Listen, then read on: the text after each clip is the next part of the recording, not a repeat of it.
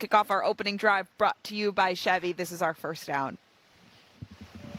It's going to be really exciting. It's going to be really fun to watch. It's going to be more entertaining than last year. Hopefully not as much as of a heart race, but it's going to be a little bit more entertaining throughout the whole game, and you can feel the connection, the momentum, whether it's offense or defense. I'm not speaking about my side of the ball or special teams. It's all three of us combined. The connection in the locker rooms, all of that. So we got some good things cooking, and we got to keep growing. We got to keep going. But it's fireworks and all of that's going to be lighting up here in Chicago, and we're excited to get it going.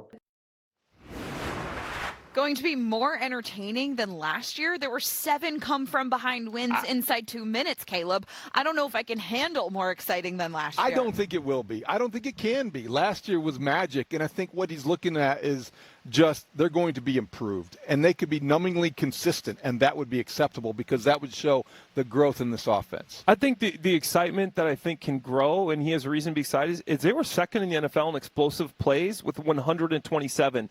But for me, you can sell the excitement, but the boring, the monotonous, that's what wins championships, and that's what you got to really be able to lean into and want to grow at, is the boring stuff, the checkdowns, the accuracy, and that's what I want to see Caleb do. The layups in the passing game, and then the touchdowns and the long drives, and then all of a sudden you're 12-5, and you know what that is? That's more entertaining. Absolutely. Because then you are in the driver's seat going into the postseason. Then you are enjoying home field advantage, and all that stuff will lead to being more entertained. I do think there's something to say for the fact that Caleb Williams, going into year 2 of this Ben Johnson offense, is just more comfortable in the offense, which I think also gives your play caller a lot more creativity. Perhaps we'll get to see more of the trick plays and more of the actual plays in and of itself that make you go, wow, in the moment, not necessarily the come from behind, the trailing, the, excitement at the end of games.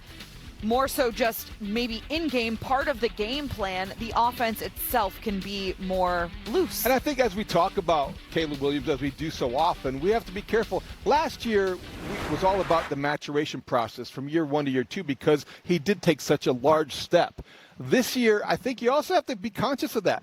What you heard in that interview from Kay Adams and what you have heard from Caleb Williams throughout the offseason is somebody who is coming into his own, very comfortable as a leader of this franchise. No longer is he wondering, can I do this job? Yeah. It's how well can I do this job? Yeah, and I think we'll see him improve off that 58% completion percentage. They were 14th in red zone. These boring things are what is going to make you be the next level of team, and just going through an offseason with Tom Brady, a preseason with Tom Brady, with some regular season games, playing with Drew Brees, these quarterbacks, they wouldn't go on ESPN some weeks. They didn't have the highlight plays, the off-platform, the jump man, but they were so good at hitting the right read at the right time, and I think that is the next step for Caleb. I'm all about the excitement. I don't know if we need any more from last year. Like Ruthie said, 7 come-from-behind victories.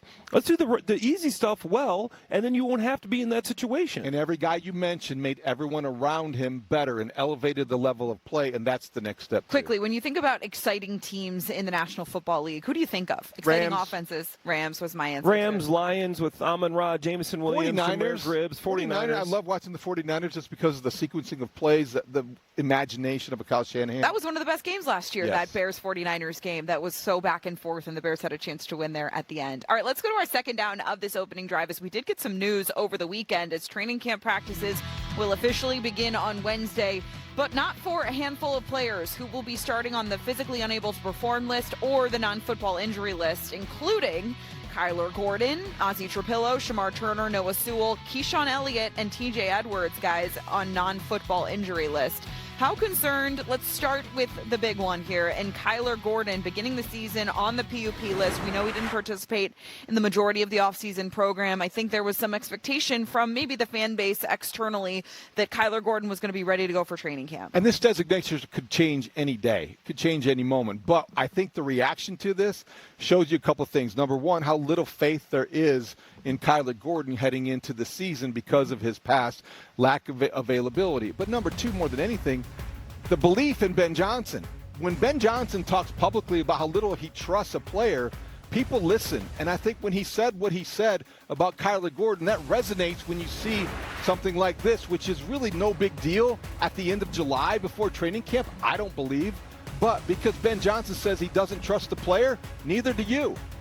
There's a couple things that concern me, and I think the level of concern is 8, 9 out of 10. He's played in 45 of a possible 68 regular season games. He missed 14 last year, and it's the way he missed the games. He had a hamstring, he had a calf, he had a groin. When you have multiple soft tissue injuries, that's not the same as breaking an ankle and missing a game, some fluky injury where you have an ACL.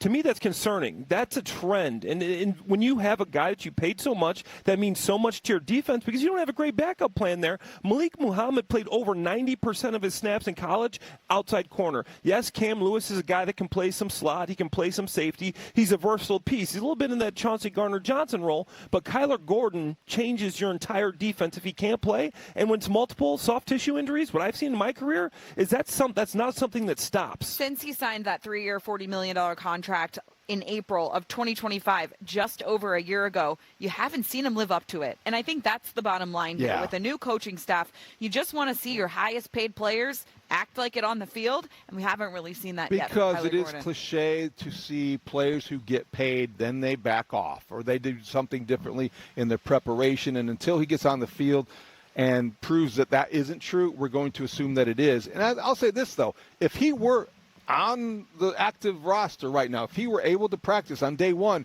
I still would have some serious doubts about his durability. He's got a lot to prove, not in July or August. He's got a lot to prove in September through December. I have a ton of grace for guys that get injured playing football. I've had 10 surgeries in my life due to playing football. When it's multiple soft tissue injuries opposed to these big injuries, these broken bones, like I said, that's concerning, and that's something that I don't think I've ever seen just stop, and all of a sudden, now you're healthy for the rest of the year. The TJ Edwards on NFI sort of surprised me in the moment. NFL Network, now ESPN, I guess also Ian Rappaport reporting that Edwards has a minor muscle strain that isn't expected to sideline him too long. That is still concerning. When you had TJ, he was ready to rock right during the offseason program. Then he has a setback during, that 6-week time away from the building. So that's something to keep your eye on as well. All right, let's go to our third down here as we kind of continue to ramp up ourselves for camp here, guys. Let's do a quick review of the Bears' top position battles.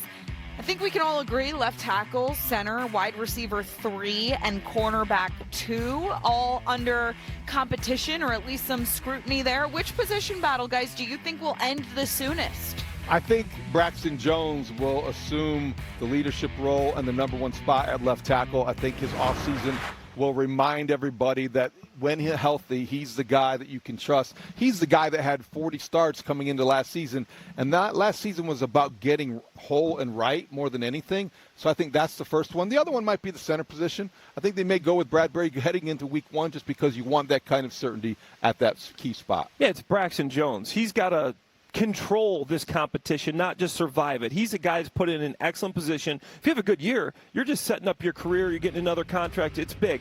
And you look at these guys right here. Theo Bennett, 8 starts last year. He did a nice job.